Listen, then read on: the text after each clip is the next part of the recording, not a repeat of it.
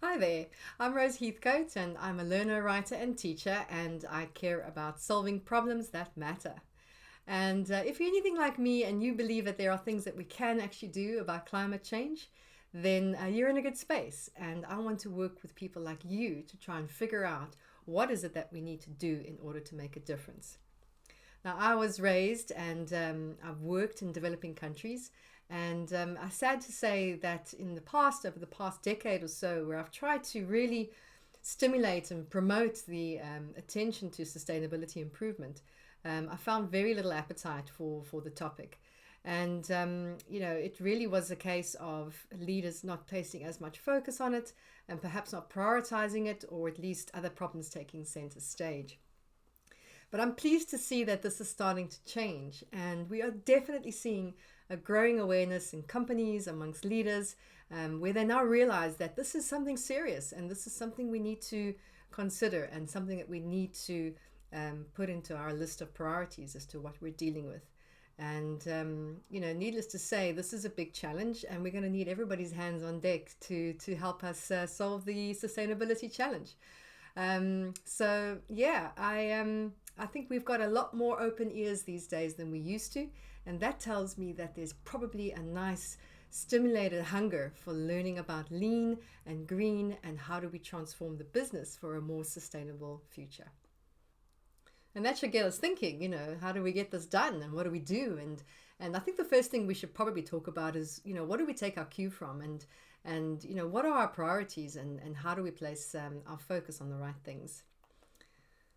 So here's a number for you.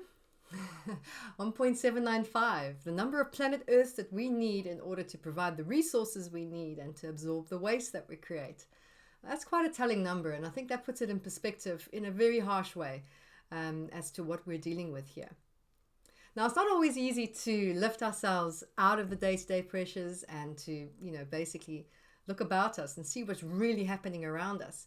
But I'd like to begin this by saying that we should really understand what's happening in the macro picture. And, we're going to have to take our cue from the global challenges that we're faced with. Not just with the challenges we're faced with within our own organizations, but, the pressures coming from our global pressures also. So I doubt I need to convince you that there's a lot happening, and wow, it's really, really tough out there. Many organizations have survived the onslaught of COVID, and some sadly have not. So new businesses have emerged from new opportunities, whereas others, may have faded, basically no longer able to cope or no longer relevant in current times. So, to me, and perhaps some of you feel the same way, I don't know, but the world feels and looks quite different to me. And I feel like we're dealing with so much more than perhaps we were taught in business school. So our businesses are affected by this macro climate I spoke of, and recent events have certainly thrown us a few punches. Now, before I moved to the UK, I lived in a country where there was some hectic stuff happening from a political, environmental, economical point of view. In South Africa, we were hit with lockdowns just like everybody else. But our currency was actually downgraded to junk status in the same week as lockdown. And this totally shook investors. It shook me. It shook companies alike. And investors started to adjust where they placed their funds. And companies had to deal with a sharp overnight rise in the price of raw materials that they imported. Over and above the fact that they were having these limping supply chains. So it was really quite tough. So that's a lot happening that's affecting our supply chains, affecting our work. I'll carry on with a few more examples if you'll indulge me for a bit. We're seeing protests around the world, in many cases in protest of what governments are not doing. And even down the road from me here in Milton Keynes, we saw protests where they were voicing their demands and shutting down the retailers as a result. We've seen it in the US, Australia, France, Greece. Plenty has been happening in the news. We can't avoid that. And, going back to South Africa, protests erupted across the country because the previous president was brought to justice. And it turns out This resulted in several businesses having to close their doors, especially retailers, because of looting and violence. And it wasn't just the retailers that were affected. There were pockets of areas that were particularly bad, where most of the businesses had to shut their doors. And again, this was having an impact on supply chains. And in particular, in this situation, they were impacting the food supply chains, halting the food supply chains basically in their tracks. Because roads were blocked, people feared for their lives. They couldn't go to work. This was quite tough. So there was this friend of mine who lived in one of the areas that was particularly bad. And she has a 9-year-old diabetic son, and she was unable to get the food that she needed for his special diet. Even borrowing from neighbors wasn't going to help her because they didn't have what she needed. And in addition to that, she's married to a pilot who has been grounded for over a year. And, he's actually had to pivot and do something completely different because he just hasn't got work. So he actually manufactures surfboards now. So people are adjusting, they're pivoting, they're doing things differently. But the thing is, it's all unexpected. And, you're sort of responding and just knee-jerk reacting to what's happening every time it does happen. Now, back to the protest story, because the roads were blocked and people feared for their lives, they couldn't really go to work. And people have come to each other's aid, but the point is, I think their basic needs have been shaken. This has shaken the basic needs for safety, for security, food and shelter. And these are just snippets and examples of much bigger issues to come if resource shortages continue and intensify. So there's a lot that we need to do in order to have an impact while there's still time, before things get worse. So back to the story of this friend of mine. A few days later, a fire actually broke out just down the way from her at an agri plant. And the firefighters didn't follow protocol and essentially washed the flames and their hazardous chemicals into the stormwater drains, which then ran directly into the sea, killing the sea life and affecting those who were using the waters. So she was actually in those waters, picking mussels off the rocks legally because that's all her son could eat. And even that she had to then stop. Pretty disruptive stuff. And the sad thing about this particular story is that was completely avoidable. So, to follow on from the food shortages story, this really did put additional pressure on the system. So I listened to business leaders and owners trying their damnedest to navigate these waves as they're being hit with them. And, we do deal with predictable stuff, everyday predictable problems that we're kind of used to dealing with. Maybe you could argue some of them are unpredictable, but, things like a delivery is late. So, you make the effort to resolve that problem. Or, an entire batch needs to be reworked. There's something wrong with it. Or there's a safety near miss and this triggers a response from you. So, these are the types of things we're used to dealing with and used to applying our lean skills to. But what we're dealing with here are sporadic, perhaps even one-hit wonders that you couldn't really foresee coming. And the truth is, and for those of you who have been in supply chain for years, you'll agree that one thing we can be sure of is that we're still going to get hit with new challenges. There's always going to be something else that we have to adjust and respond and adapt to. And it's perpetual. And this is where our resilience is truly tested. This is where the resilience of our supply chains is truly tested. But the nature of the challenges that we're having to deal with is shifting. And I believe the agenda of the problems to be solved is expanding. And we have to prepare ourselves for that. So we can't ignore these social challenges we have ahead of us, whether it's creating an equal workforce or narrowing the gaps between the haves and the have-nots, creating jobs or improving education so that everyone can contribute to being part of a productive society, or making better decisions so that we protect our planet for future generations. More than ever, we need to take our cue from these pressures. And this is not something that's for another department. It's not for the CSR department or whatever you want to call it. This is something that everyone needs to help with. We need all hands on deck. And many of you here today might be saying, oh, but Rose, we already know this stuff and we're already doing things about this and this is already in our priorities. And that's great if that is you. But there are many that are not. So as lean educators, we have work to do to help others to do the work. And we can help learners make better decisions about where they place their focus and the methods that they're using to deal with these known and unknown problems they're faced with. Because with so many important and urgent problems that we have to deal with, we really do have an opportunity to come together, work together, solve together the issues of our time, with less fighting perhaps, and more cooperation. And I'm guessing you have your own opinion on this.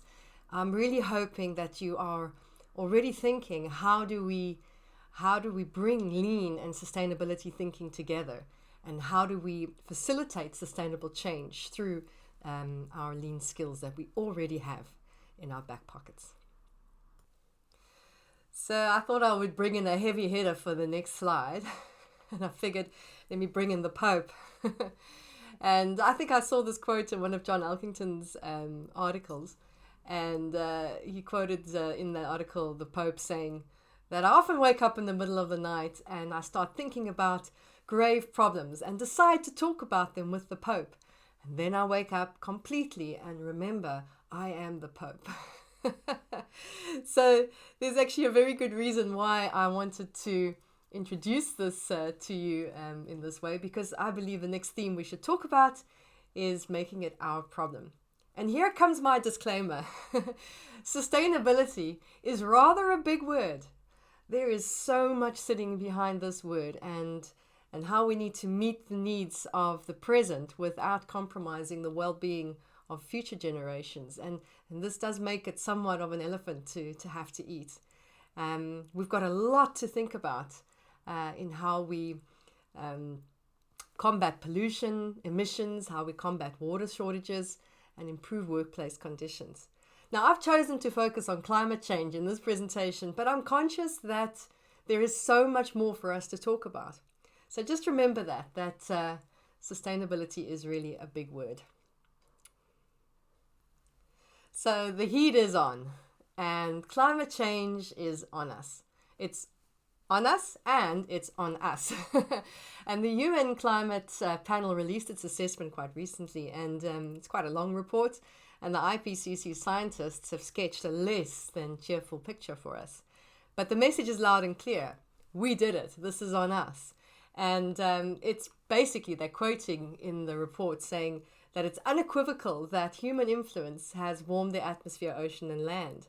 So that means temperatures and sea levels will continue to rise. Extreme weather will intensify. And we are quickly reaching a point of no return. Some tipping points have already been crossed. So there's not much time to do about it. However, we can move the needle on climate change if we see our role as lean leaders in the transformation and then get cracking on it. So we have to make it our problem. Now, sitting among industry leaders a few weeks ago, we were sitting around a round table and we were given a task to do. And the task we were asked to complete was list all the ways that you think you as individuals can make a difference to climate change. And some pretty good suggestions came up. There were various groups answering different questions, and good suggestions came up, as you would expect.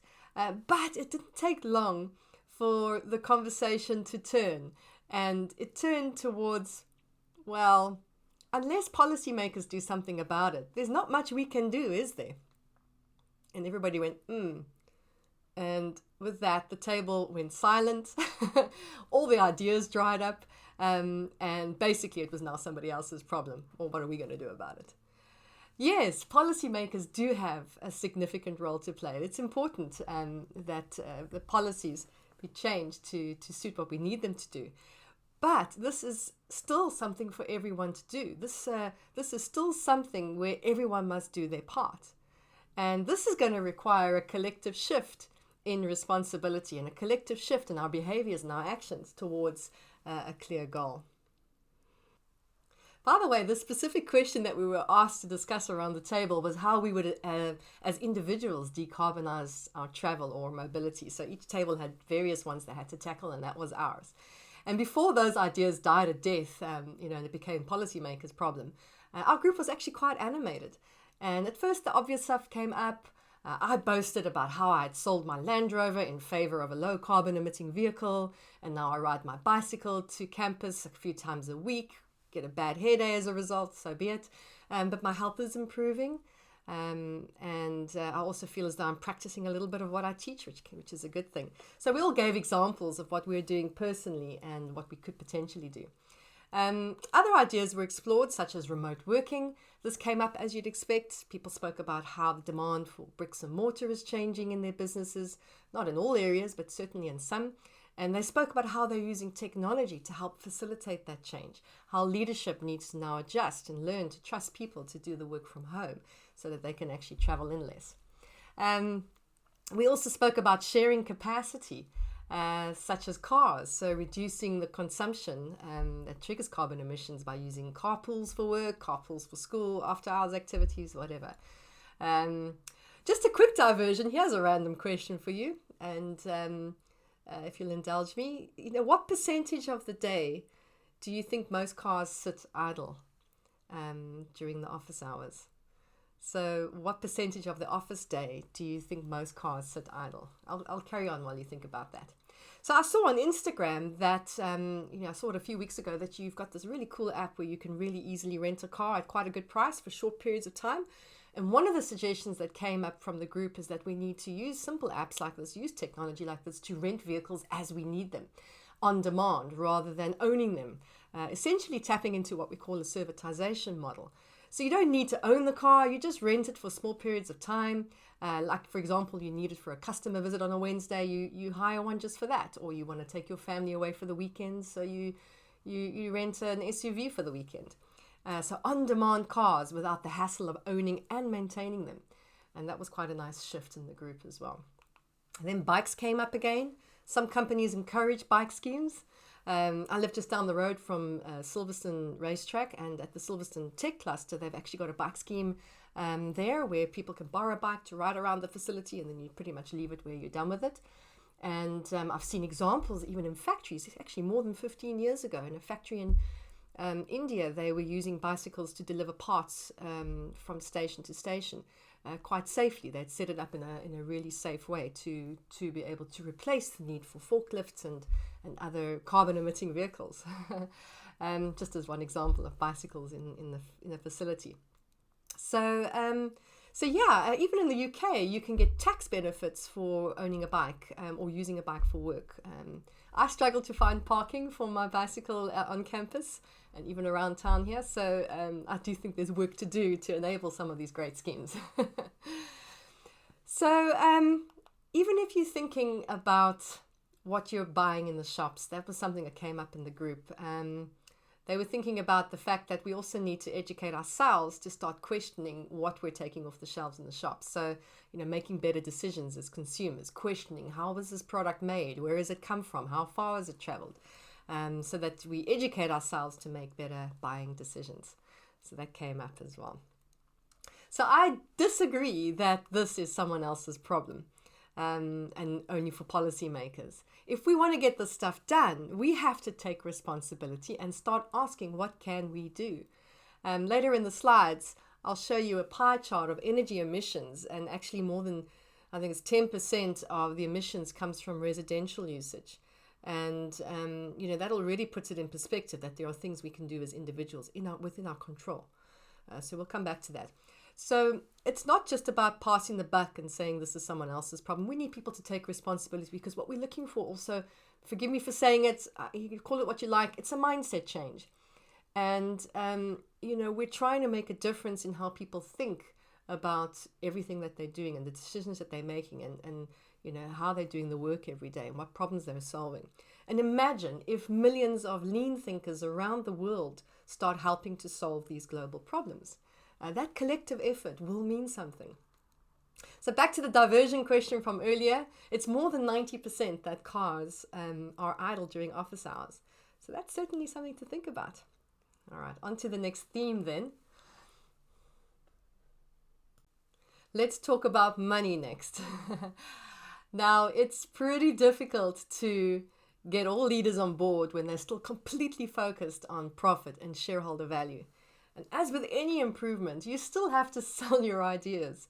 in terms that execs can understand, and they understand money.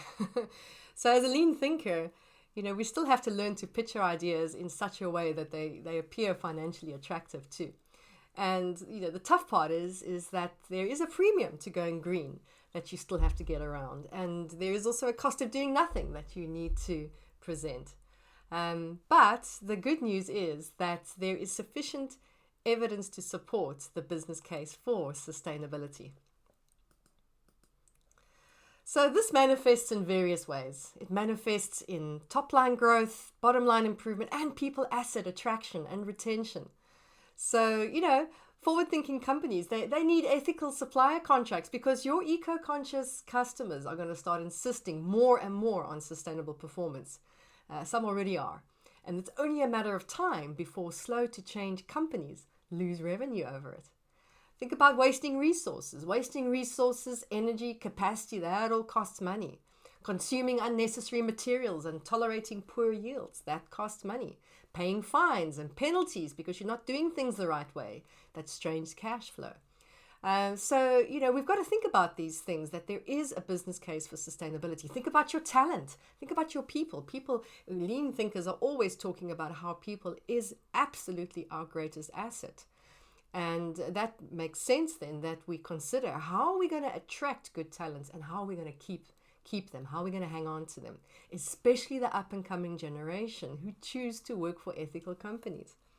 So we can turn social problems into economic opportunities. And this means the organization can do well by doing good. But once you have a convincing business case, you still need to get it done. So how do you now do that? So I guess that means we need to figure out how to digest the challenge. And the challenge to net zero is a big one, certainly an elephant to eat. And we're going to need to draw on all our lean skills to ask, how can we take this elephant and divide it up into digestible, manageable chunks? And how do we face the problem and frame it in such a way that we can work on it?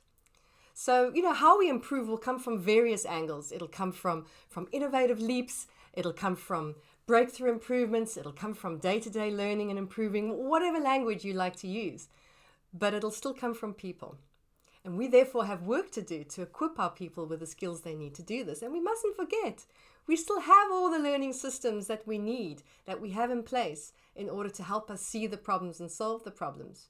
Whatever your system looks like, you've probably set something up to help people facilitate that. So what do you see in your abaya? What problem are people focusing on to solve? Do you help your teams by asking the right questions in the context of the elephant?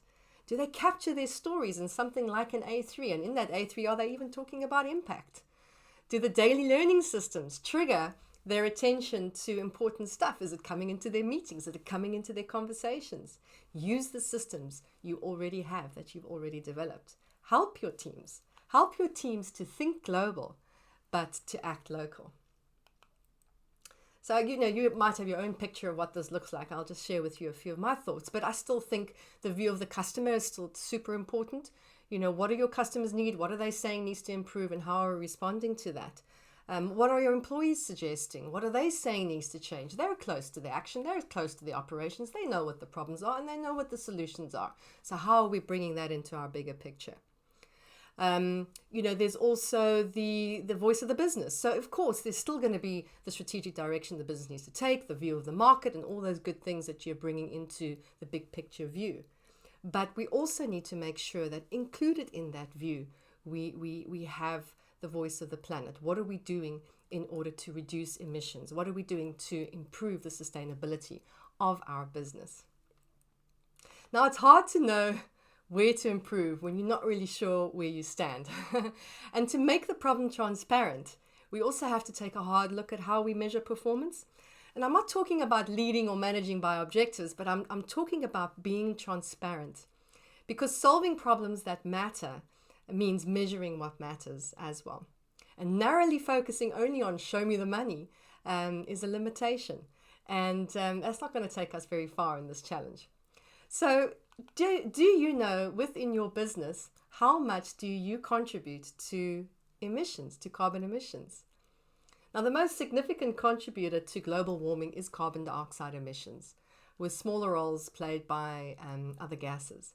but how well do you understand your current emissions across your supply chain, value chain? Have you set a carbon budget? How will you manage your carbon spend?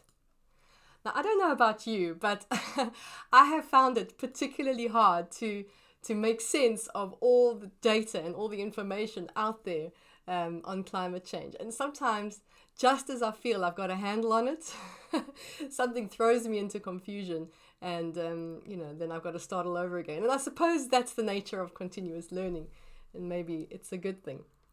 So I'll try and make sense of just one part of it this morning, and then we can take one aspect to talk more about, and of course what it is we can actually do about it. Now, in Bill Gates's book, he speaks about quite a few things, and certainly there are academics who have argued about some of the content of his book, and there's been a lot of chatter about it, and there's some good stuff in it too. And he talks about the fact that we need to know two numbers. He talks about 51 billion and 0. And of course, relating to the 51 billion tons of CO2 equivalents being pushed into the atmosphere, and the fact that we need to bring it down to net zero. So if we only took a view of greenhouse gas emissions and looked only at the emissions from energy, that is 73% of total emissions just from energy. Now take energy emissions and you'll see the breakdown into industry, transport and buildings. And lean thinkers are dotted around most of these sectors. If we just mobilize those working in industry and transport, for example, we could make a difference. I mentioned earlier that residential building emissions contributes to more than 10%. And I do believe that if we do things that are within our control, we can actually make a difference. Now, I don't believe that what I'm saying is just optimism. I think we can target specific performance areas, and if we reach a tipping point of people doing it, we can actually move the needle. Which brings me back to the fact that we've got to first make it our problem. So then let's talk about what can we do next. And once we've understood the challenge and what it is we need to be dealing with, let's talk about what can we actually do to do better. Now, the essence of lean is learning to make things better. Better flow, better quality, better product, better supply chains, whatever your focus or language is that you choose to use. But we're all on a mission to improve. So how can we do better? Now, I must apologize for the next slide. It's actually quite a busy slide, but don't worry, I'm sure we'll give you these copies of these slides. And there's quite a strong message sitting behind this that I'd rather you just get the sense of. So if we lift ourselves out of the detail and we take a look at our supply chains and take a view of everything that we do from the time we extract resources and materials from the ground until we put them to rest in their used state and everything in between, we could actually demystify our performance, whether we're talking about emissions or other aspects of sustainability. And we can do better. There are options for us to think about. First, we could target demand. Reducing consumption, yes, can be bad for revenue, but the cost of doing nothing is high. So what can we do to encourage responsible consumption, educate customers? How do we get a handle on what is true demand and failure demand and try and improve on that? Second, we could target designs. We could target product and service designs. This is proactive. We could influence the sustainability design of the offering and subsequent processes to deliver to the customers. A sustainability manager said to me a few weeks ago that no supply chain is truly sustainable, that as long as you're consuming, it's not strictly sustainable. And I think the argument is rather that we just need to make sure we're putting back more than we consume. And our designs can help with that. Improving our designs for sustainability can help with that. Third, we could reactively optimize our supply chains, shifting from a take, make, waste model to a circular model. Decarbonizing what we can, decarbonizing what we must, mapping out the supply chain, seeing what the wastes are, and then creating circular loops where we can actually harvest parts, put things back, reuse things, repurpose things, whatever is your business. We could also even find, going back to the discussion from earlier, we could even find ways to divvy up the capacity that's not being fully utilized. You might find you can share your assets with other companies, share space on transport, share machines not in use. Whatever is lying around idle, can that be shared? Can you divvy it up? We can devote time and money to projects that reduce emissions. We can make that a part of our A3s. We can make sure our rationale in our A3s is talking about how this project has been chosen because of the impact it can make. We've got to be strict on CapEx. We've got to invest in projects and deliver on impact there too. Fourth, we could also leverage technology, and there's a lot more experienced and clever people on technology around us here that could tell us more. But we can leverage technology for sustainable performance. This is an opportunity. And forward-thinking companies are leveraging technology to enable circular supply chains.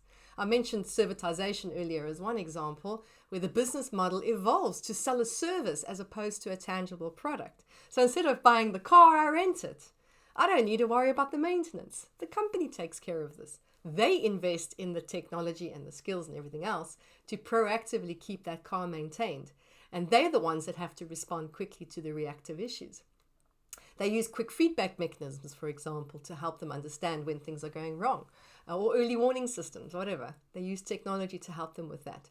Or we could equip people with the technology they need to travel less and waste less.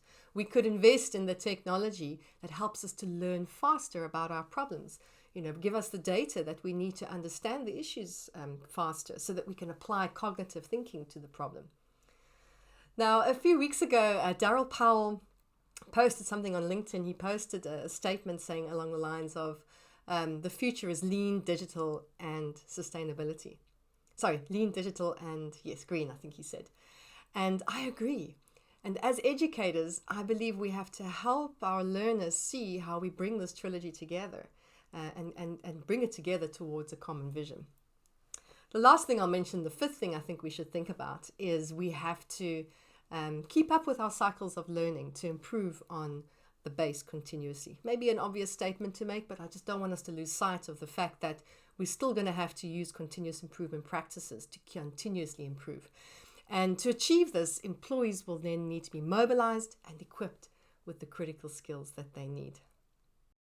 So once we've lifted ourselves out of the detail, we can then actually narrow in more specifically, connecting strategy with what we want to change on the ground. And when as I said earlier, we can use the skills we have and develop new skills to target the details. So, there are some lean terms that lean thinkers are familiar with, like productivity and efficiency. I come from an industrial engineering background, so those are probably some of the first words I ever learned. But we're familiar with that, and we're used to talking about this on a day-to-day basis. So I'll just highlight a few elements that could be of interest to us, just to get us thinking. Now, we talk about things like overproduction. And yes, there's often a much larger systemic issue to deal with here with overproduction. But essentially, when we're making more product than is needed, this is consuming resources. It's consuming energy, it's consuming capacity. And in its worst form, the product even goes to waste without being used at all. What about inventory? So we hold excessive inventory, or we produce excessive stock. We have to house that inventory. We have to manage it. We have to create space for it. We have to buy space for it, build space for it, which leads to more transport, more emissions, etc. What about poor quality? So when we produce poor quality, we consume resources having to fix it. We use more energy, more materials, more emissions. What about downtime, machine downtime, or even variation that steals capacity? We have to catch up on that lost capacity by adding more in some cases, and that could use more energy. What about layouts? Layouts, motion, transport, locations, all influence transportation. So optimizing those, reducing transport can have an impact on energy. Good yields from inputs using less materials will use less energy. So yes, some of these may have a small impact, depends on your business, but I do believe to some degree each of these could have an impact on the 73% I mentioned earlier. So unfortunately, optimizing is fairly reactive in nature, and this is the downside of just fixing the existing setup you're faced with, but it plays a crucial role in nurturing those eco-minded teams I spoke about earlier, building their confidence to tackle even bigger problems that matter. Even if you design sustainable operations from scratch, there's always going to be a need for continuous improvement as new problems emerge, as performance regresses, or even as new innovations come to light. So I believe there is plenty that we can do if we just lift ourselves out of the detail and take a big picture view and then zoom in on some of those details that we need to better understand. So final thoughts. If you want me to tell you exactly how to do it, I can't. I can't tell you exactly how to design or use your learning systems. I can't tell you which measures are going to be relevant to your space. I can only encourage you to think through the challenge. Now, I've been at Lean for more than 25 years now, and I'm still figuring it out. But I remember in the early days that we were desperate for stories and examples of people who had done experiments and had something to show for it. We wanted to share these stories far and wide to create awareness for the potential. And now we have thousands of case studies, articles, academic papers published on the topic. And that's just fantastic. So I think we're in a position again where we need to create awareness and share more stories. And we have to do the work to learn and progress. And I urge you to start building your success stories for how you will use Lean to solve the issues of our time. You have the tools. You can add some new ones, but the only way out is through. And I think that's a really important thing. We've got to do the work. We've got to get through it. So just if I could end off, I will borrow some words from Rebecca Henderson, where she says that we're not only here to build thriving, prosperous companies, but also to build successful, inclusive societies on a healthy planet. And as Lean educators, we talk a lot about respect for people, one of the pillars of the Thinking People system or the Toyota production system. Planet Lean published a great article summing this up a little while ago and what it means in different contexts, what respect for people means. And I've been saying for a long time that we can't have respect for humanity if we don't have respect for our planet. I believe this has always been inherent in Lean, but it's just not received enough attention. Traditionally, business schools have focused, to some degree, on shareholder value. And as educators, we have work to do to set things right and to instead drive stakeholder value. So thank you very much for your attention today. I am grateful for the chance to speak to you. Hopefully you can take something from this presentation and go and think about it and do something differently. And I really look forward to hearing what your stories are and seeing what it is you can do. Take care.